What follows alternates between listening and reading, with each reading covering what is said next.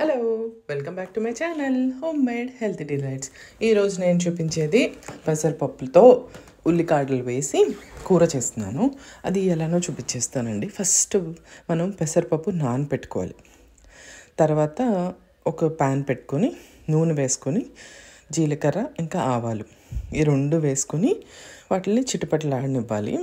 దీంట్లో పచ్చిమిరపకాయలు కారంగా వాడుతున్నాము, చిల్లీ పౌడర్ నేను వేయట్లేదు.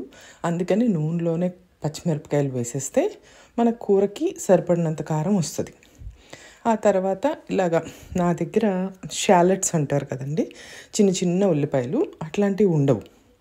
అందుకనే నేను ఈ పెద్ద పెద్ద ఉల్లిపాయల్ని ఇట్లా స్లైసెస్ లాగా కట్ చేసుకొని వీటిల్ని పెద్దగా ఉడకనివ్వను. నేను ఊరికే ఒక 2 minutes అట్లా ఫ్రై చేసేసి పెసరపప్పు వేసేస్తున్నాం అనమాట. అలా అయితే షాలెట్స్ అంటారు కదా, చిన్న చిన్న ఉల్లిపాయలు, వాటి టేస్ట్ వస్తుంది, చాలా బాగుంటుంది. ఆ తర్వాత పెసరపప్పు వేసేసి ఈ పెసరపప్పుని కనీసం 1 hour అయినా నానబెట్టాను. నానబెట్టిన పెసరపప్పుని వేసేస్తున్నాను. వేసేసిన తర్వాత దీనికి సరిపడినంతగా మంచిగా ఇదేంటంటే దీంట్లో చెమ్మదంతా ఉంటుంది కదా, అది ఫ్రై చేసేసుకొని తర్వాత సరిపడినంత సాల్ట్, దాంతోపాటే కొంచెం పసుపు అది కూడా వేసేసుకొని ఈ పెసరపప్పుని కనీసం 50% లేక 70% బాగా మనము ఉడకనివ్వాలి.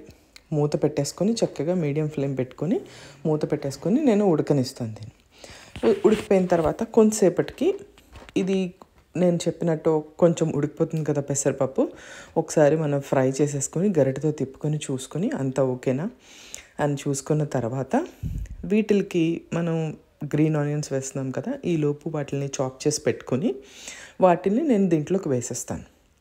వేసేసిన తర్వాత దీన్ని కూడా ఒకసారి అటు ఇటు తిప్పేసుకొని ఆల్రెడీ ఉప్పు వేసేసాను, పసుపు కూడా వేసేసాను, పచ్చిమిరపకాయలు కూడా వేసేసాను. ఇప్పుడు ఈ గ్రీన్ ఆనియన్స్తో పాటు పెసరపప్పు కూడా మనకు ఉడకాలన్నమాట. అది మూత పెట్టేసుకొని చిన్నగా మనం దాన్ని ఉడికించుకోవాలి. మధ్య మధ్యలో చూసుకుంటూ ఉండండి, వాటర్ అస్సలు పోయొద్దు. ఆనియన్లో నుంచి వస్తుంది, గ్రీన్ ఆనియన్లో నుంచి కూడా వాటర్ వస్తుంది. వాటర్ పోస్తే కూర టేస్ట్ పోయినట్టే. అందుకని లోనే పెట్టుకోండి, హైలో పెట్టద్దు, కూర మాడిపోతుంది. అలా అని చెప్పి వాటర్ కూడా వేయద్దు, కూర టేస్ట్ పోతుంది. ఆ చక్కగా ఉడికిపోతుంది. గ్యారంటీగా మనకు ఉప్పు సరిపోయిందో లేదో చూసుకొని మనం సర్వింగ్ బౌల్లోకి తీసేసుకోవడమే. ఈ కర్రీ ఫాస్ట్గా అయిపోతుంది ఎప్పుడు మనం పెసరపప్పు బాగా ఎక్కువసేపు నానబెడితే. చాలా బాగుంటుందండి.